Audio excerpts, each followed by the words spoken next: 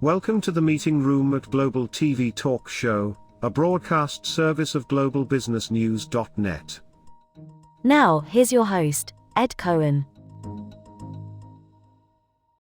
This is Ed Cohen in San Diego, California, right across the street from Seaport Village. The sun is shining, and today is the 29th of September in 2021. Hard to believe, the month has gone by so fast. So this is Global TV Talk Show, and this segment is about books and authors. And Connie, oh, your big hand. Okay, Connie, welcome to the show, Connie. Connie Jameson is also in Southern California, but not in San Diego. So Connie, please say hi and do a better job introducing yourself than I just did. Thank you. Yes, I am here in sunny Southern California. Fortunately, we've had a little bit cooler weather than we have the rest of this summer. And I'm just excited to be here with you and your audience. Thank you. Okay, so you have written a book for the first time ever. First time publisher. And the exact name of it is what? The exact name is Dating and Mating, Wit and Wisdom on Love and Marriage. Okay, you have a copy in front of you. Why don't you hold that up to the camera? Okay, and all right. Here is. Okay, Dating and Mating, and it looks like heterosexual people, as I call it today. And so, and the words on the top there, wit and wisdom on love and marriage. Well, that's very, very cool. Okay, so let's go a little deeper. Was it your idea or your husband's idea to write this book? No, it was my idea. What's kind of fun, though, about the husband is the first section of the book is called Husbands. The Expert Speaks. That's me. So you're talking about husbands and you're the expert. It's like if mama ain't happy, no one's going to be happy. Well, to share just a little bit more, I still cannot remember why or where I got this idea, but it starts out with husband number one, and these are all, the first part, the husbands, is all in poetry form. Husband number one, number two, number three, number four. I go all the way through my 10 husbands. But these are personality shifts, not separate people, right? One husband, well, the first one, of course, it's all about looks. But then I move into somebody's into books, and there's a baker and a sports guy and a dancer and so on. Following husband number 10, I have a disclaimer. And that tells that, and actually there's only been one husband for well over 50 years. So that was kind of fun. The disclaimer is about no fault or everyone's fault. Well, it does share that this man that I've been married to, and now is 57 years, actually, that's not the same person I married. And how we do change over time. Yeah, mm-hmm. Yeah. I've learned how to cook. It's not for survival. It's just because I like different tastes sometimes. Mm-hmm, mm-hmm. We change. Yeah. I've changed and he's changed, and that's our marriage. Okay, so your background is a teacher. Yes, it is. Not in teaching husbands, but in teaching. No, you don't teach husbands much. I taught primary grades and special education students, physically handicapped students. Oh, good. Good for you. So looking at today's classrooms, so we're going to talk about in-person classrooms, okay? So there's huge diversity, and I don't know myself, I don't know for sure to what extent handicapped kids are in public schools. Can you give some insight as to what's going on today? And then that's related back to your day. Well, I'm a retiree and I've been retired now. Oh my goodness, I think about 15 years. I remember back to when I first started teaching, I taught regular ed, and then I taught special education students in a special ed school. Then they started taking the students onto the regular campus and having special classrooms there so they could be mainstreamed as appropriate. But I taught the physically handicapped and found it challenging and rewarding. And I spent about half my career doing that position. Got it. Okay. So now, in teaching, there's so many stories because I'm looking down at my camera here because I'm trying to pull up some stuff here.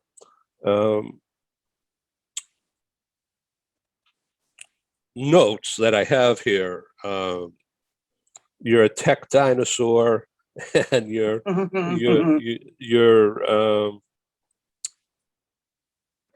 thinking of your work as a gift to share, and that to me is really a good attitude for mental health. Never mind for marketing. So why don't you tell us what you think you have to offer from dating and mating? Well, first of all, it's fun. It's a fun book. It's, I would say, as I said, wit and wisdom. I think some of the parts are really quite humorous.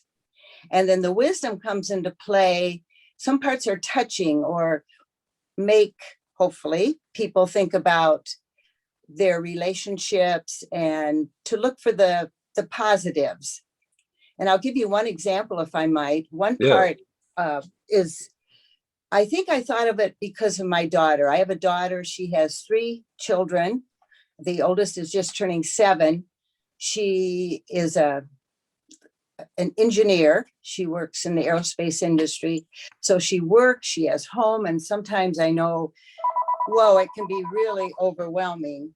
And so I think it's important to realize that in the future, some of these frustrations, these exasperating moments will actually be recalled. Either you'll laugh about them or you realize that there was a lot of meaning there. And so one of my pieces is called But, and it talks about when we first got married, we had all these plans, how we were going to travel, we were going to do this and that. And then we had our children. And so we didn't get to eat at a little Parisian cafe, but we had homegrown carrots from our garden. Or we didn't get to see the pyramids of Egypt, but we built great sandcastles on the beach, and gave a lot of examples. I remember there's a song about how you're going to miss this. And the ladies all, oh my goodness, this and that about her family and the frustrations of a growing family.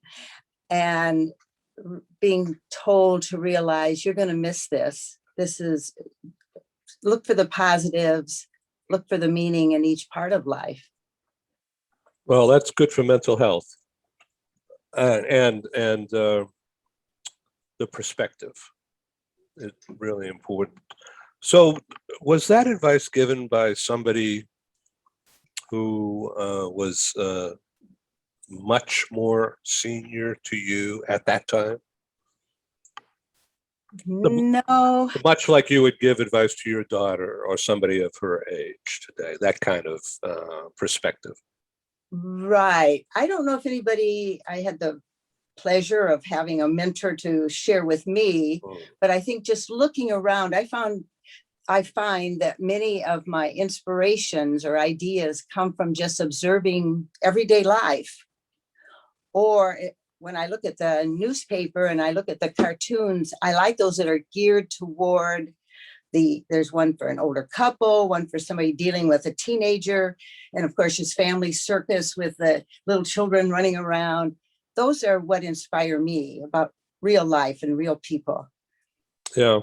Okay, so let's talk about the book. Okay.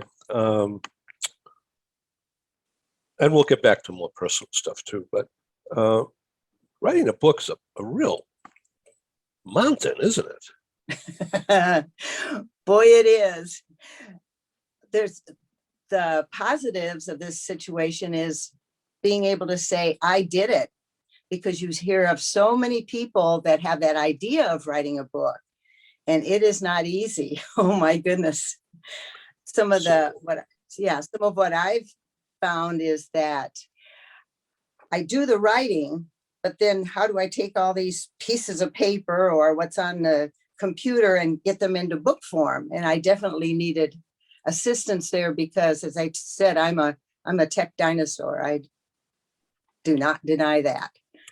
So did you actually do the writing on a typewriter, a keyboard, or did you hand write and then start typing? I'm the type that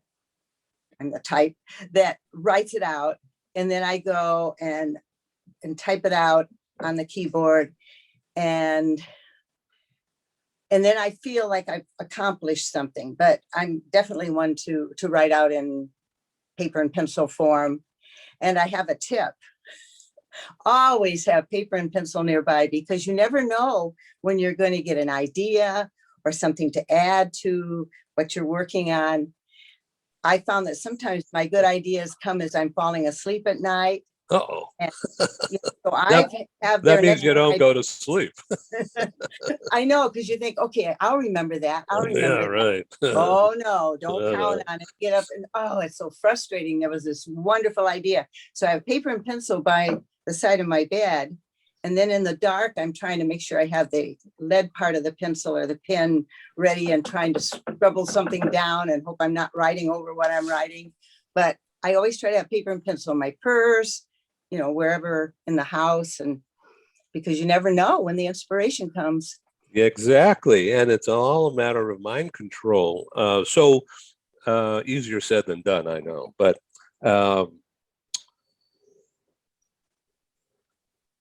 you mentioned paper and pencil and pen, yeah. But what on the aspect of paper, pencil, does that mean that you erased things or just crossed over and started writing in the next line? Another thing about writing, or at least what I found with writing, is that you do lots of revisions. You think you have it, and then you change it and you change it. And when it finally comes to book form, then you can't do it anymore. But up until that time, you're trying to make things just a little better. You get another idea, or if you're in a group such as I've been in and you get some critiquing, that would be better, and make changes.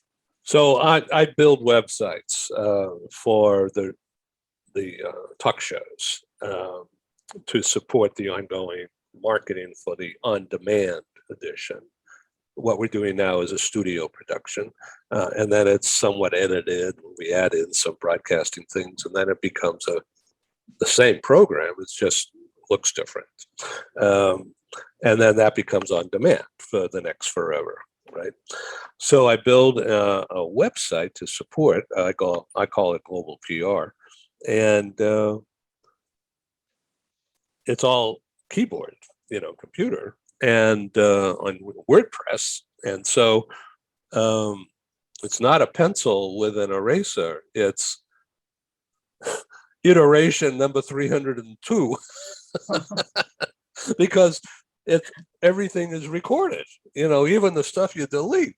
Yep, it's no longer 301. Now it's 302. So I get it. I understand totally, but I haven't written a book. I'm thinking about it, but I haven't written a book. So a friend of mine who's also co-host of some of my broadcasts, not this one, but on others, and he's written 21 books, and he's working on 22. And he says this is the hardest one because he's got other things going on in his head. And so he says, now these are business books on leadership. And the new one is all about the impact of the pandemic, COVID, on everything and everybody, and how bosses are, missing a beat now.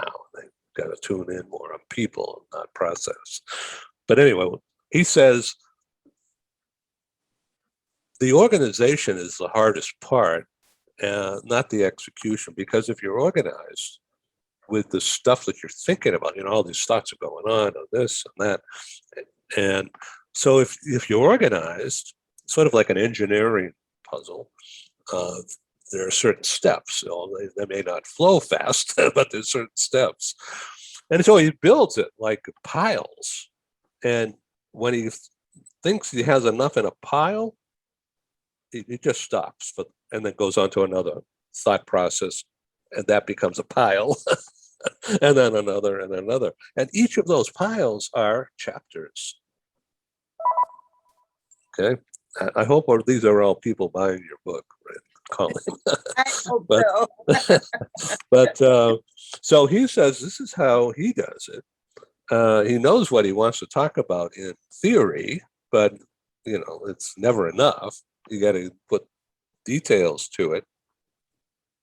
And he starts building books by chapters, not like some people have writer's block and they can't write that first topic sentence, never mind the third paragraph. And he says that that's old and unproductive to think that way.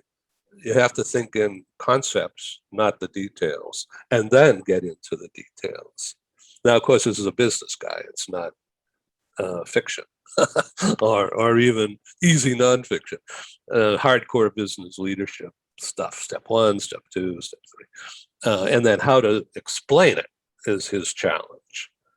And that's what's taking time, particularly now for him. That's interesting, I think. So let's talk about you and ideas to share, and your experience in talking publicly is with Toastmasters, which is a famous and long-standing organization. Tell us about Toastmasters in general and what you get out of being a speaker in their format. Joining Toastmasters is one of the best things I ever did for myself. I have been in for over 40 years now. Some of the benefits, well, it's geared toward public speaking, gaining the confidence and skills to present yourself and other leadership skills. But also the people you meet are just excellent and they become lifelong friends. They're people who want to improve. They're people interested in learning. And you work together, because if I give a speech, I know the people in that group are going to help me through evaluations, but they're done from the heart. It's not like in class where you're getting a grade or whatever. They've been there and they want one another to improve. And it goes hand in hand with the writing. I learned skills such as trying to make my speech have a catchy opening or insert some humor, choice of words, and the same goes for a book that I'm working on. So they really help one another. I'm a better Toastmaster speech presenter, writer and presenter, and I'm a better book writer because of those two. I've never been to a Toastmasters, but I have some friends who do that, particularly right here in Coronado. So let me ask you a question about the Toastmaster approach. It's just not talking, or is it just talking? Are you allowed to show some images in the background to augment what you're saying? Yes, they work on having people use props of various kinds. And when we were meeting in person, now most are on Zoom, but you would bring in your visual aids, but also they can show slides to enhance the presentation. Now I, as a tech dinosaur, do not do that as much as I wish I were able to do so. That's something I should be working on. Okay, that's really interesting. Let's go back to the book. So I want you to open to the table of contents. Okay. Yes. And so now your iterations of husbands 1 through 10, uh, look at chapter 1, all right, in the beginning, all right, and yeah, and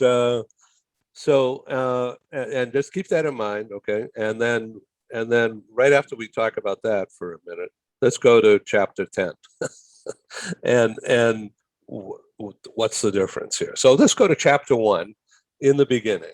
Uh, okay, so you're a buyer, right? The woman is in the relationship, a buyer. Oh. Okay, am I going to buy you to be my husband? So to speak, but in quotes. What's your take on that? Well, my husband, the first, he was the worst. I'll just read just briefly here because it emphasizes what I and many others look for, I think. This is Dash, live TV here. It's because the whole world's going to hear this. So oh, dashing, dapper, a real dandy to all the girls. He was eye candy. I didn't worry. Everything was fine because Mr. Handsome, he was all mine until he wasn't. Started to stray, started to roam. That's when he lost his happy home. So, told that rover, so long, it's over. And then number 2 was also, I still was looking at the appearance and all. And then the one that's especially fun to me for a couple reasons is when I moved to husband number 3. And I say, for choice of husband number 3, you'd be very proud of me. Well, that's funny in itself because the reader's going to care about me. But anyway, I was no longer into looks. I was looking for a man who was into books and how we'd spend these evenings sharing a novel or 2 and so on. And then I grew tired of the book guy. And then I was moved on to, husband number 4, the sportsman. And so it goes through a variety of individuals and what they are in life. They're into sports, or one was a dancer. And so just changing for each of these husbands. So did you change your hair? Did you change your wardrobe? Oh, I didn't. As you go through this metamorphosis. Kind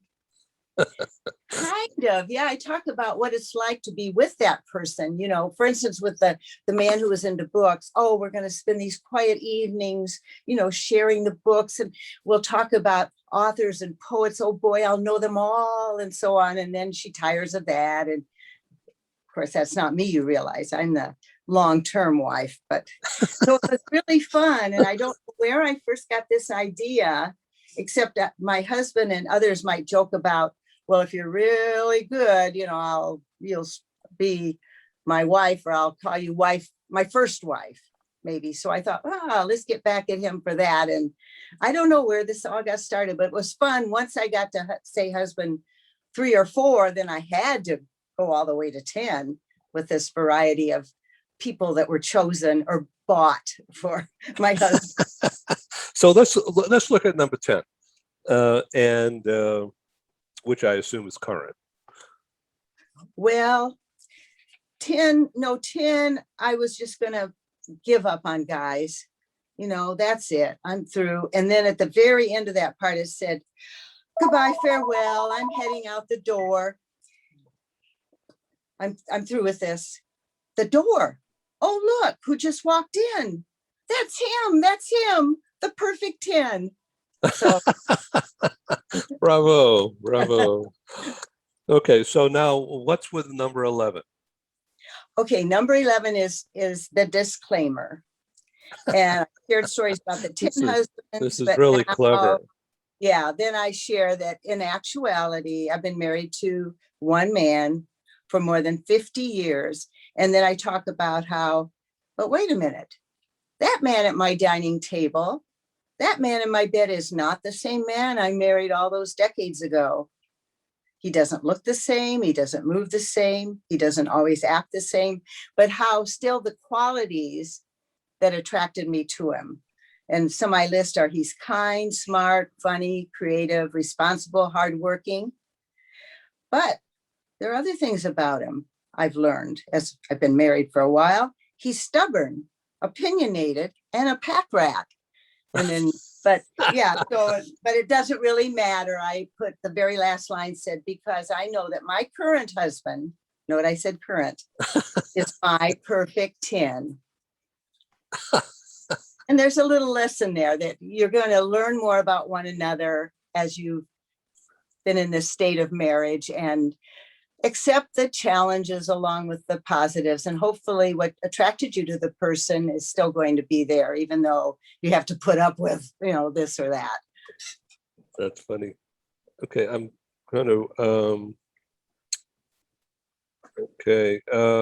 I'm looking at the chapter Tying the Knot. Right. Okay, so Hidden Secrets.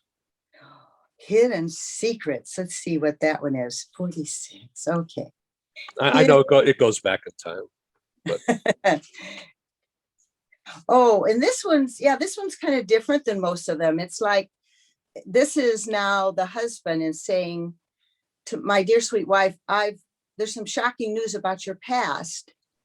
And then it's that question, you married this person, and then you find out something that happened long ago in the person's background. How much difference should that make? Are they still the same person? So it's kind of a question. And then after this, which is I don't think it's in rhyme, but anyway, then I have questions. And this is the only one I've done this for. What is that shocking secret? Was she wrong to hide it from him? Can he forgive and forget? Will love survive? So I thought, one thing I think about this book, and it might be good for, say, a book club or whatever, is it could lead to a lot of discussions and questions, and people may be reflecting on their own situation. So I just thought of this. I didn't have anybody in particular in mind, except that probably there are truths in our background that we may not always share with not only a spouse, but other people as well. And how much difference should that make? Hi, this is Ed, and I thank you for tuning in to Global TV Talk Show, a unit on globalbusinessnews.net. We broadcast to the world, as you know by now.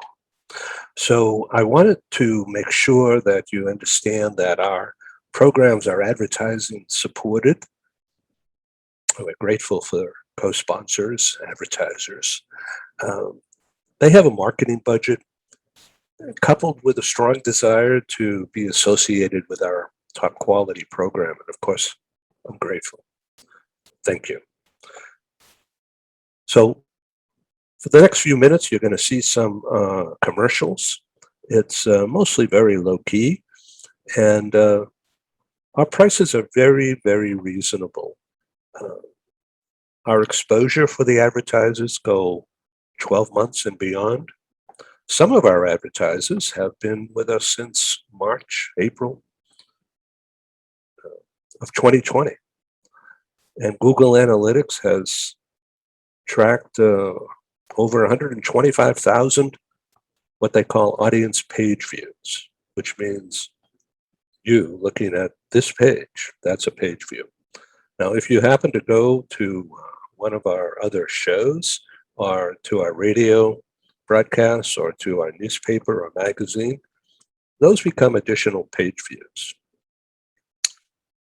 as measured by Google Analytics. And so when they say 125,000 since spring of 2020 up through Labor Day, a month ago, that's pretty good numbers.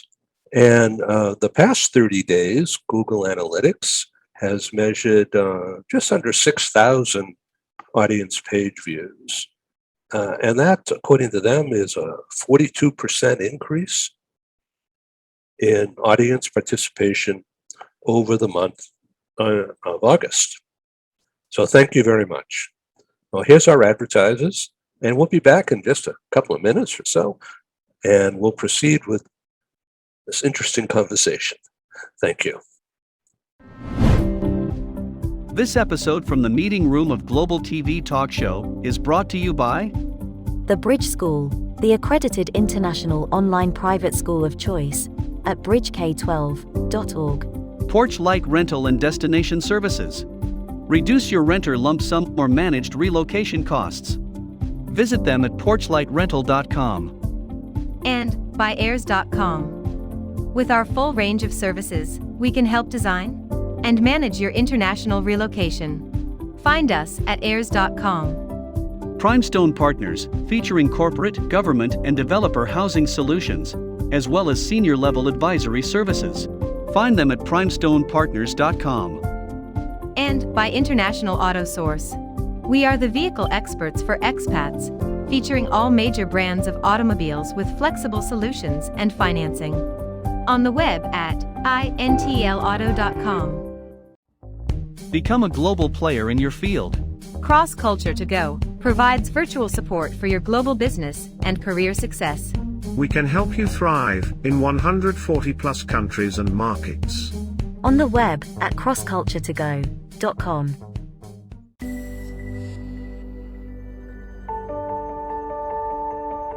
Something that's really neat is that the Bridge School partners with various organizations to provide learning for their students. For example, we partner with a major ballet company, and we are able to enroll several of their students into our school. So now not only is the student able to participate in a school and have a seamless transition while they're very active in their ballet career, but now they have other dancers that are with them that are doing some of the same courses. So it's almost becoming a camaraderie where they're taking similar courses, they're working together on their ballet, and really being able to form this great partnership with these organizations to provide a needed service. A lot of times there are student athletes who will spend hours and hours at the gym or at the basketball courts, wherever it is. And if they're attending a traditional school, they're in school from 8 to 3. They get a quick snack, and then they're at the gym for 3 to 4 hours in the evening. Coming to us and having that partnership, they're able to break that up throughout the day. They can have a morning practice, get some schooling in, have an afternoon practice, finish their schooling in the evening. So there's that flexibility. And additionally, if there are tournaments or performances, it's fantastic because if there's a week where they have shows straight through, they can take that week off of learning and then pick back up when they're done. So it offers this great flexibility. And for the program owners of these sports leagues, it is a win-win situation for them because they see this need. They see this need that their students need to make sure that they are obtaining the grades necessary to be successful adults in our country and in other countries. But it provides them an environment where they can be successful at both.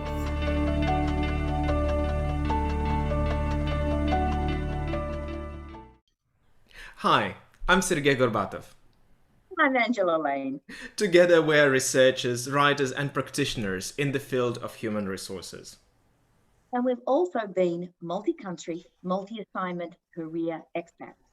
We owe our professional development and growth to a very large extent to the international assignment opportunities that we have had.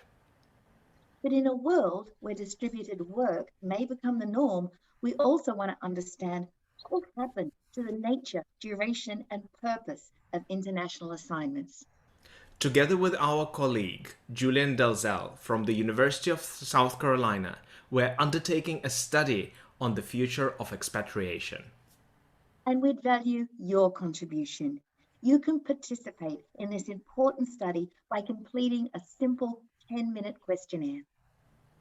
Access the questionnaire by typing in your browser tinyurl.com/expert study. That's tinyurl.com/expert study. You can also find the link here on Ed's website next to this video.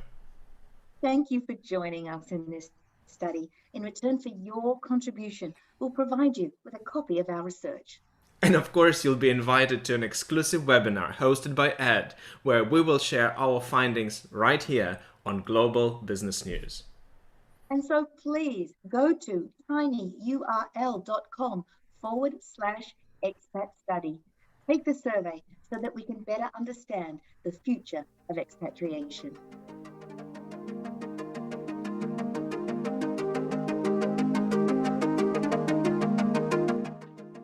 Can of worms are a minefield. And why go there? Who cares? Yeah, it's rather thought-provoking, and it'd be interesting to ask people what their reaction would be to that. If you found out something that happened to somebody that, and it wouldn't have to just be a spouse, it could be a good friend or Right. the person you worked with, and it goes way back, and that's not the person today, how much difference does that make? Right. I mean, the stuff that we're finding out about politicians or news guys or gals, it's always the guy, not the gal, where the revelations come out. My husband would agree with you. So, what happened in that ski trip 39 years ago? Get out of here. That's very much in the news now, isn't it? Yeah. I know, it's craziness. I know. Okay, well, let's move on. So in the publishing of the book, so did you hire a professional editor to help you bring it together, or did you slog through it all?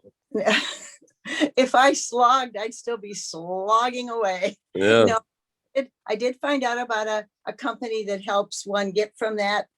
You've got all the pages now. How does it become a book? Right. And I'm glad I did, because I'm pleased with the result. And I know an interesting story now about my husband is I paid to have somebody have this come to fruition in a way that I'm proud of it. But he threatened in a funny way to have me out with my little tin can standing on the corner because of the monies I spent. But now, after he's seen it, he'll be thinking, oh, you should give one to so-and-so. And, so he's quite enthused about it now. He's proud, I think, of me, but he's also proud of this and talking about, I could do something with such and such an idea. So the cost to produce, let's assume you did 1,000 copies or something. That's just a round number. It's more than $10 a book. And, so how do you put a price tag on it, number one? And number two, how much do you charge for a book? And, you never come out of it on a single purchase basis. So, it's just a labor of love. It is indeed. And when I first talked to somebody about this at this company, about having a book and having them help me to make it happen, he said, you've written the pages, you've written the story, now the work begins. And it is a lot of work. Also, I'm at a point where I wonder what is the best thing to do, traditional publishing or self-publishing. Now, this was self-published.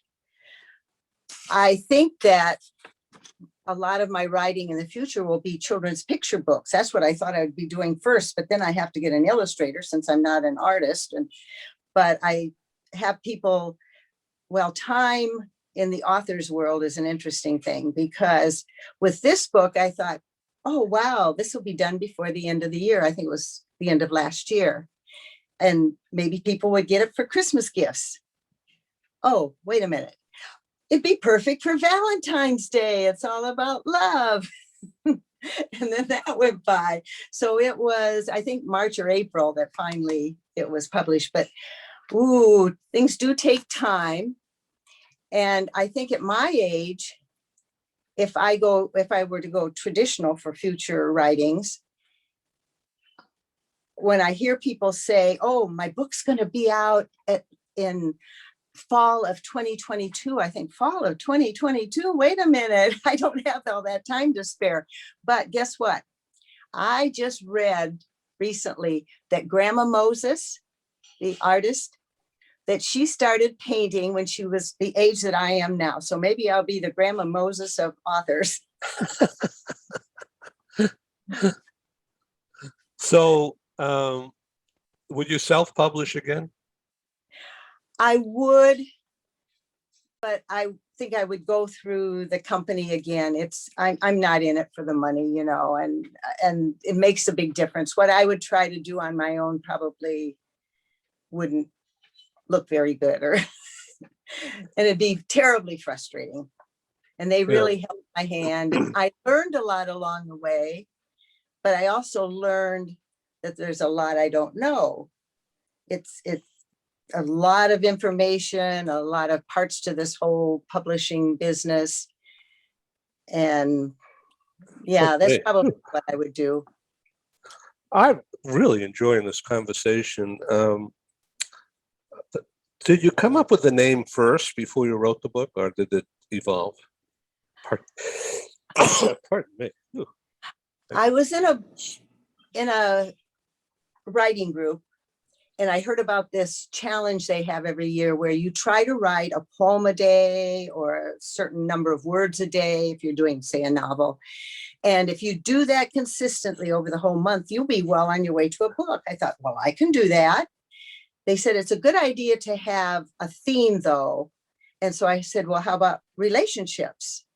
And the leader of our group said, yeah, that would be great. So that's where I started working on it. And then I came up with the name.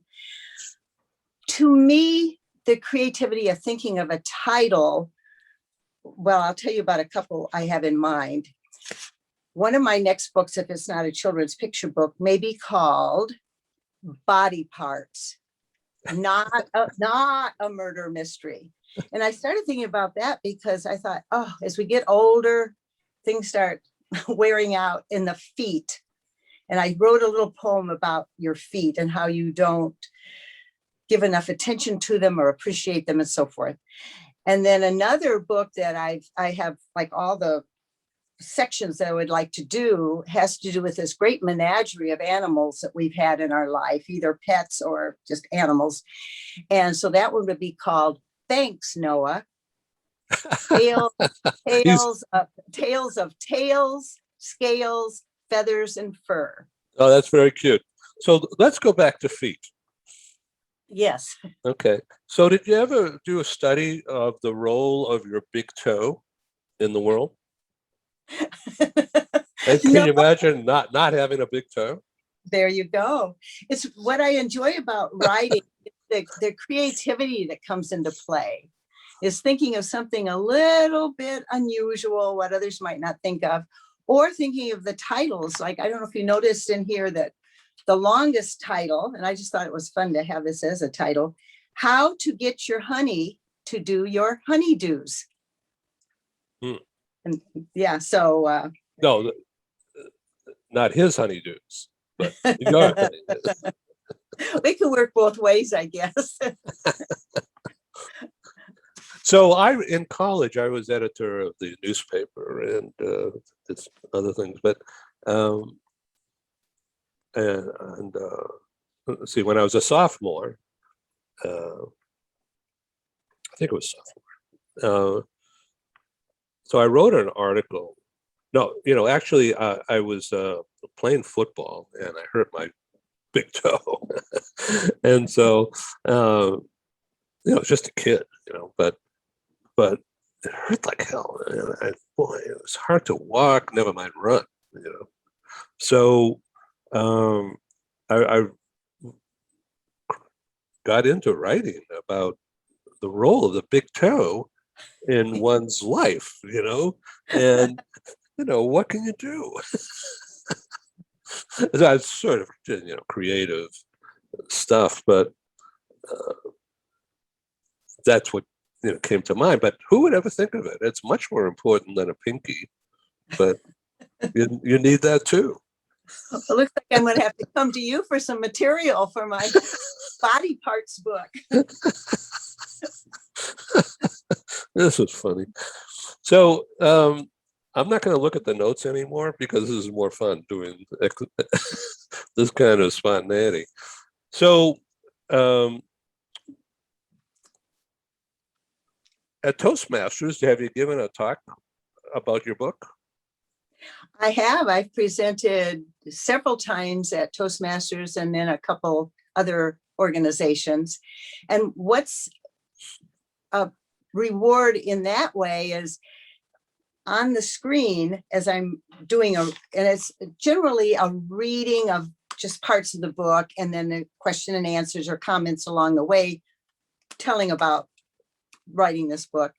But to look out and to be able to see somebody nodding or smiling, the reactions that one gets is very special. And you know what they're thinking. So let me ask you, because I heard you say you did it multiple times. When you were given a talk in a public forum, was your husband in the room? He was on a couple of one time and then never again, or what? no, because actually we attend some of the same Toastmaster meetings. We share a screen, and then I can have fun making fun of him just a little bit as I read from the book because he's in it and it's dedicated to him. Yeah. So that's very interesting, Connie. So are you going to do another book? Oh, yes. I think that it'll be children's picture books. Yeah. But as I said, I have those two ideas, one for writing about your body, and it'll be similar to this, a lot of either poems or short little selections, and the other about animals. My daughter has encouraged me, you guys need to, my husband and I, need to share about your background. And it's true that your stories, if you don't share them, a lot of that is gone. Just like I wish I could find out more about my grandparents. But also I have a hard time just filling in the blanks of some kind of a book that's about my legacy to my kids. But I figure, well, if I do something about the animals in my life, my daughter was there for all those various pets and all the escapades that happened with those. So I'm kind of helping her out a little bit as far as recollections of the background that she had as a child with us. Interesting, isn't it? Wow. Okay. So, the old TV show, I think we're contemporaries, by the way, but Father Knows Best. Remember Robert Anderson or whatever his name was? Ah, yes. Yeah, okay. So with the family situation. So relate that now to your book. Well, hopefully, especially in the last part or the third part about tying the knot and beyond, I share how relationships change over time and how, well, one part is they have the opportunity to go to this big New Year's Eve event. It's going to be in a hotel. It's going to be all fancy. They get all dressed up. And eventually the couple decide, nah, I don't want to get in that tuxedo. I'm going to give it to some poor needy penguin and let him have a new outfit. And I say, and the female says, oh, just looking at those shoes make my feet hurt. So what do? They sit on the couch, make a bowl of popcorn, watch the movie, set the alarm so they remember to be up at midnight. And that's the perfect New Year's for an older couple. And wait, I have to edit, because we're out here on the West Coast, right? But right. all the big action is in Times Square, which is only 9 o'clock, right? Well, that's so we don't have to stay up to midnight. At least that's what we do. Yeah, we had friends that lived in a little community, and their community had something in the community building there. But it was funny because their New Year's Eve was like concluding at 9 or 10 o'clock. Right. Right. Just imagine what they do in Honolulu. Yeah. Oh, yeah. Well, it's been a delight meeting you and to learning about your book. When you hold that up to the camera here one more time, bring it in close. All right. Dating and Mating. You can buy it at Amazon, right? Yes. Hmm. Yeah. How much is it? I didn't know, this is all new to me, so I didn't know how much to charge. I think it's $11.99, Uh-huh. but I know it's on various sites. If you just look for the Yeah. site for my name, and Yeah. they may charge different prices, but no Yeah. more. Yeah, great. And is it available on Kindle also? Yes, it should be on Kindle, Barnes and Noble online. It's starting to get out. I'm talking to a lady or going in later to have it at an independent bookstore. Good. But I don't know if it's in, actual bookstores yet. But online you can find it at many different sites. Yeah, how interesting. Nice to meet you. And when you are interested, let me know to come back on the show. We'll talk about something else. Okay, maybe one of my children's books, or I'll get your tips for my body parts. Find out a little bit more about the big toe. It was fun to meet you, Ed. And what about ankles? So Ooh, that's important too. yeah. All parts are important. Yeah. Thanks for being on Books and Authors TV. Thank you. I've learned a lot. Thank you. Thank you. Thank you for joining us in the meeting room at Global TV Talk Show. Have a wonderful day, and stay safe.